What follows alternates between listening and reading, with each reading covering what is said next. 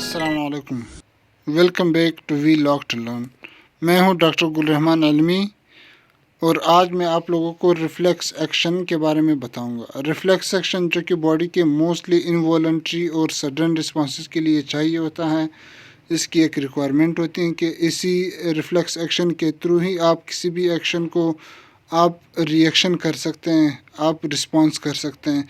तो हम आज के लेक्चर में हम एक तो रिफ्लेक्स एक्शन की इंट्रोडक्शन डिस्कस करेंगे कि रिफ्लेक्स एक्शन होता क्या है, रिफ्लेक्स एक्शन में कौन कौन से कंपोनेंट्स यूटिलाइज होते हैं या कौन कौन से कंपोनेंट्स इसमें इन्वॉल्व होते हैं, और रिफ्लेक्स एक्शन का स्ट्रक्चर क्या है, ये किस तरह से काम करता है रिफ्लेक्स एक्शन, और रिफ्लेक्स एक्शन के कौन कौन से कॉमन जो रिफ्लेक्सेस हैं हम ये सारे एनिमेशंस के साथ आपके साथ डिस्कस करेंगे। इंशाल्लाह आपको समझाएंगे ये सारी चीज़ें।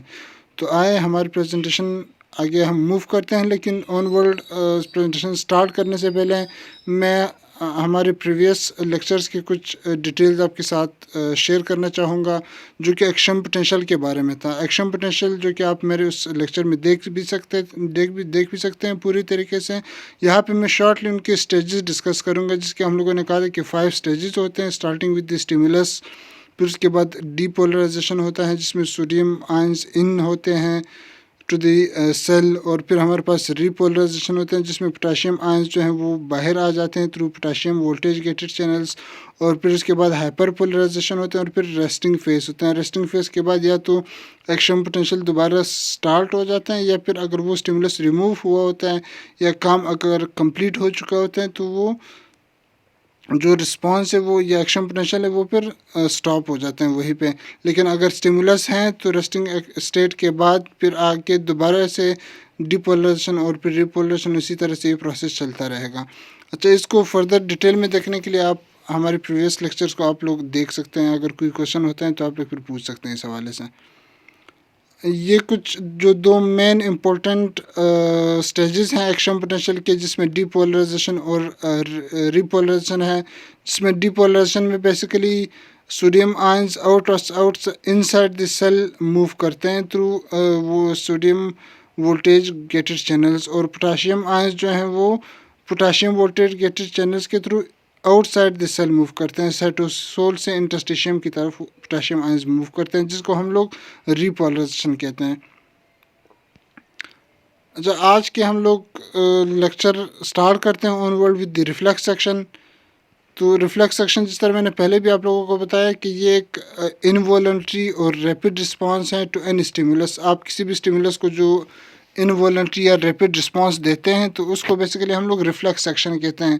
मतलब किसी भी एक्शन को आप जब रिस्पांस देते हैं या किसी भी स्टिमुलस को आप जब रिएक्शन करते हैं, आप जब रिस्पांस देते हैं, इनवॉलंटरी और रैपिड रिस्पांस जो आप देते हैं वो बेसिकली रिफ्लेक्स एक्शन है एक। वो अगर आप किसी को देखते हैं अचानक से आंखें क्लोज और ओपन करते हैं वो भी एक रिफ्लेक्स एक्शन है। आप फॉर एग्जांपल अगर किसी गर्म चीज़ से हाथ हटाते हैं वो भी एक रिफ्लेक्स एक्शन है। Different types of reflex action आ जाते हैं। हम आगे भी डिफरेंट एनिमेशंस के साथ आपको कुछ रिफ्लेक्स एक्शंस शो करवाएंगे।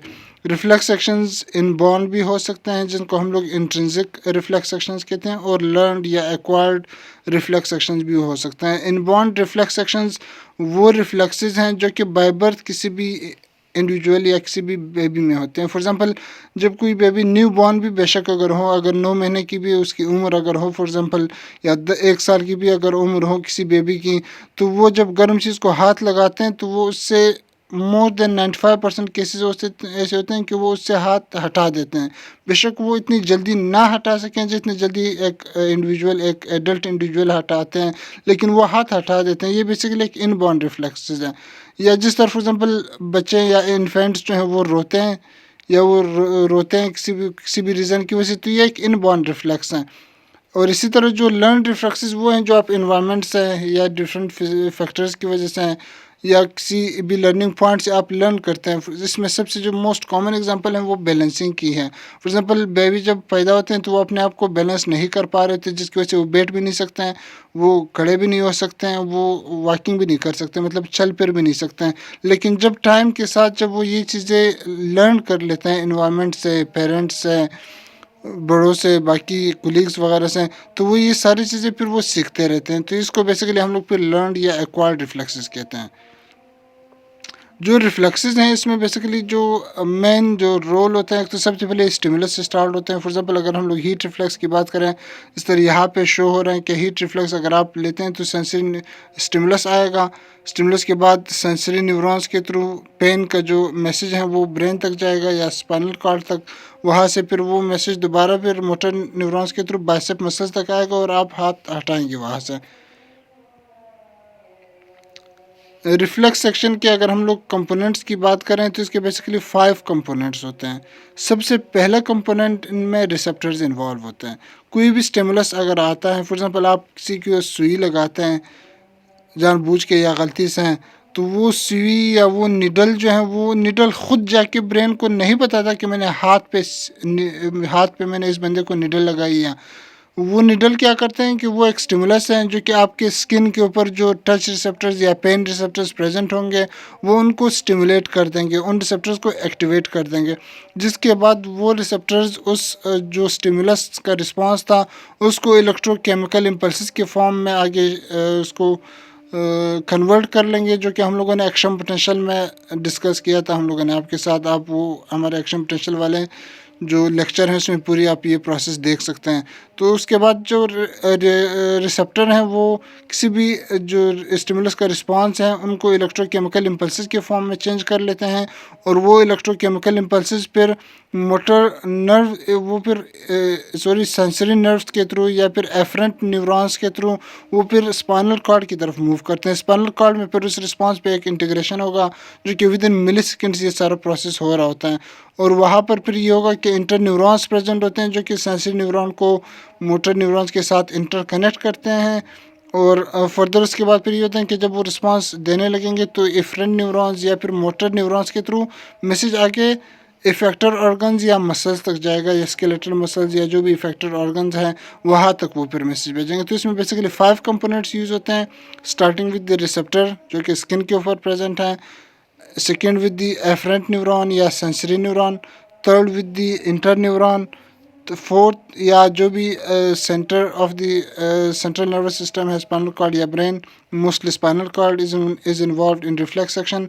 उसके बाद फिर फोर्थ पे हमारे पास इफरेंट न्यूरॉन या मोटर न्यूरॉन आ जाते हैं, एंड फिफ्थ पे हमारे पास इफेक्टर ऑर्गन भी हो सकते हैं या कोई स्पेसिफिक मसल भी हो सकता है या कोई भी टिश्यू भी हो सकता है इफेक्टर।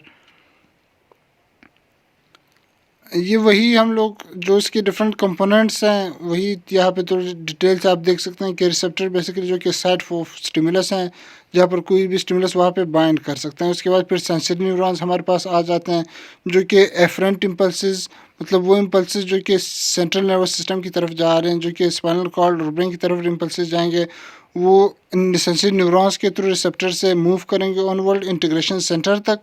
इंटीग्रेशन सेंटर फिर आके उसको इंटीग्रेट करेगा, उस रिस्पांस को चेंज करेगा, और वो फिर मोटर न्यूरॉन्स के थ्रू जो इफरेंट इम्पल्सेस हैं जो कि वापस आने वाले इम्पल्सेस हैं वो फिर उस इफेक्टर ऑर्गन तक उसको फिर कैरी करेंगे। वो इफेक्टर ऑर्गन कोई मसल भी हो सकता है, ग्लैंड भी हो सकता है, वो कोई और ऑर्गन भी हो सकता है।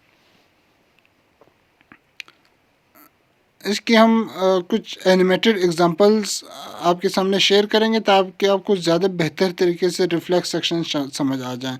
इसमें सबसे जो मोस्ट कॉमनली एग्जांपल हम लोग कंसिडर किया जाता है, आप लोगों ने देखा होगा अक्सर अगर आप रिमोटोलॉजिस्ट के पास या जो नी स्पेशलिस्ट या जॉइंट स्पेशलिस्ट होते हैं उनको अगर आप कोई भी पेशेंट दिखाते हैं तो उनके पास एक पेटिलर हैमर होता है, और वो हैमर से नी जो जॉइंट होते हैं वहाँ पर उनको टच करते हैं तो उससे जो एंकल है वो ऑनवर्ड फॉरवर्ड मूव कर लेते हैं। तो इसमें बेसिकली कौन कौन से कंपोनेंट्स इन्वॉल्व होते हैं, ये जो प्रोसेस है इसको हम लोग नी रिफ्लेक्स कहते हैं, और इसमें कौन कौन से कंपोनेंट्स इन्वॉल्व होते हैं ये यहाँ पर इस एनिमेशंस के साथ के थ्रू हम लोग आपके सामने डिस्कस कर लेंगे। फॉर एग्जांपल आप हैमर लगाते हैं तो इससे सेंसरी न्यूरॉन्स के थ्रू मैसेज ऑनवर्ड ब्रेन तक जाएगा, ब्रेन या स्पाइनल कॉर्ड उस पर फिर रिस्पांस देगा, और वो मोटर न्यूरॉन्स के थ्रू मैसेज दोबारा आपकी जो मसल्स हैं फीमोरल मसल्स है वहाँ तक मैसेज आएगा, और आप जो भी रिस्पांस होगा या जो एंकल हो या जो फीट होगा वो आप उनवर्ड मूव कर लेंगे, उनको आप मूवमेंट करा लेंगे नी जॉइंट की। तो ये बेसिकली रिफ्लेक्स सेक्शन ऑफ या नी रिफ्लेक्स है या नी रिफ्लेक्स सेक्शन है, जिसमें सबसे पहले start is the first one that is the stimulus, then with the sensory neurons, then with the interneurons in the spinal cord, then with the motor neurons and fifth one with the effector organs या जो भी effector muscles हैं वहाँ तक फिर message आएगा। Second फिर हमारे पास एग्जांपल आ जाता है हीट रिफ्लेक्स की, जिसमें सबसे पहले ये होता है कि आप किसी भी गर्म चीज़ को जब हाथ लगाते हैं तो वो सेंसरी न्यूरॉन्स के थ्रू मैसेज ऑनवर्ड ब्रेन तक जाएगा या स्पाइनल कॉर्ड तक। स्पाइनल कॉर्ड में बेसिकली क्या होता है कि वहाँ पर न्यूरोट्रांसमीटर्स रिलीज़ होते हैं इंटर न्यूरॉन्स और सेंसरी न्यूरॉन्स के बीच, और इसी तरह फिर मोटर न्यूरॉन्स के बीच। वो न्यूरोट्रांसमीटर्स ऑनवर्ड मैसेज कैरी करते हैं, अपने रिस्पॉन्स प्रोड्यूस करते हैं, और वही रिस्पॉन्स फिर आपके जो मोटर नर्व्स हैं उन तक, उनके थ्रू फिर वो रिस्पांस आपके बाइसेप मसल्स या जो भी रिस्पेक्टिव मसल्स है वहाँ तक आते हैं, और फिर आप जो हैंड है उसको फिर आप ऑनवर्ड मूव करते हैं। इस रिस्पांस को या ये जो रिफ्लेक्स हैं या ये जो रिफ्लेक्स एक्शन है या रिफ्लेक्स आर्क हैं, इसको हम लोग हीट रिफ्लेक्स के नाम से ये पहचाना जाता है कि हीट रिफ्लेक्स आप करते हैं, जिसमें आप किसी भी गर्म चीज़ को हाथ लगाते हैं फर्स्ट, उसके बाद सेकंड वो सेंसरी न्यूरॉन के थ्रू मैसेज ऑनवर्ड स्केलेटल जो स्पाइनल कॉर्ड है या सेंट्रल नर्वस सिस्टम वहाँ तक जाएगा, वहाँ पर न्यूरोट्रांसमीटर्स रिलीज़ होंगे। और जो कि इसमें सोमेटिक नर्वस सिस्टम ज़्यादातर इन्वॉल्व होते हैं, तो इसमें जो एसिटाइल कोलिन है वही एज ए न्यूरोट्रांसमीटर यहाँ पे यूटिलाइज होगा या रिलीज़ हो रहा होगा। वो फिर अपने रिस्पांस प्रोड्यूस करके मोटर न्यूरॉन जो कि फोर्थ स्टेप है इसके थ्रू फिर फिफ्थ स्टेप तक इफेक्टर ऑर्गन तक मैसेज लेकर आएगा जो कि बाइसेप मसल्स हैं, और फिर बाइसेप मसल्स के थ्रू आप हाथ हटा देते हैं उस गर्म चीज़ से। या ये किसी भी गर्म या हीट रिफ्लेक्स के लिए आप यही स्टेप्स फॉलो होते हैं और यही प्रोसीजर्स के लिए फॉलो होते हैं बॉडी के अंदर। उसके बाद फिर हमारे पास कॉर्नियल रिफ्लेक्स आ जाते हैं कि कोई भी फॉर एग्जांपल आप किसी भी चीज़ को देखते हैं या कोई चीज़ आपके सामने आ जाता है अचानक से, या कोई चीज़ आपकी आंखों को टच होने को जब लगता है, कोई भी सीढ़ी या कोई भी और पार्टिकल वगैरह, तो फ़ौरन से हम आंखें जो हैं आईलिड क्लोज कर देते हैं और आंखें जो हैं वो हम लोग बंद कर देते हैं। इस रिस्पांस को हम लोग कॉर्नियल रिफ्लेक्स कहते हैं। इसके अलावा हम डिफरेंट और रिफ्लेक्सेस भी डिस्कस कर सकते हैं, जिस तरह मिक्सचरेशन रिफ्लेक्स है फॉर एग्जांपल मिक्सचरेशन रिफ्लेक्स है हमारे पास फॉर दी यूरिन रिमूवल। इसी तरह हमारे पास स्केलेटल मसल्स के डिफरेंट रिफ्लेक्सेस हैं। इसी तरह जो आईलिड के रिफ्लेक्स हैं, जो पिपिल रिफ्लेक्स हैं, फॉर एग्जांपल पिपिल जब लाइट उसके ऊपर पड़ते हैं तो वो रिलैक्स करते हैं, फिर वो कंस्ट्रिक्ट हो जाते हैं जब लाइट आप दोबारा हटाते हैं। तो ये सारे वो रिफ्लेक्सेस हैं। इसमें नंबर ऑफ़ रिफ्लेक्सेस जो हैं वो रिस्पॉन्सेज जो कि आप इनवॉलंटरी होते हैं और आप सडनली किसी भी चीज़ को दे रहे होते हैं, उन रिस्पॉन्सेज को हम लोग रिफ्लेक्स एक्शन कहते हैं। और उसके डिफरेंट जो हम लोगों ने एनिमेटेड एग्जांपल्स भी आपके साथ शेयर किए हैं, तो होप सो इंशाल्लाह आप लोगों को समझ आ गया होगा। अगर कोई भी क्वेश्चन हो इससे रिलेटेड तो आप लोग कमेंट सेक्शन में पूछ लीजिएगा। जज़ाकल्लाह, अल्लाह हाफिज़।